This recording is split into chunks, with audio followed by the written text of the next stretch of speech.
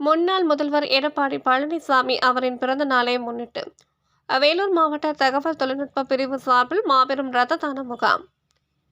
வேலூர் புறநகர மாவட்ட அதிமுக தகவல் தொழில்நுட்ப பிரிவு சார்பில் முன்னாள் முதல்வர் எடப்பாடி பழனிசாமி அவரின் பிறந்த நாளை முன்னிட்டு மாபெரும் இரத்த தான முகாம் குடியாத்தம் RS சாலையில் உள்ள தனியார் திருமண மண்டபத்தில் நடைபெற்றது. இதில் அதிமுக அமைப்பு செயலாளர் ராமு கலந்து கொண்டு குத்துவிளக்கு ஏற்றி வைத்து முகாமினை தொடங்கி வைத்தார்.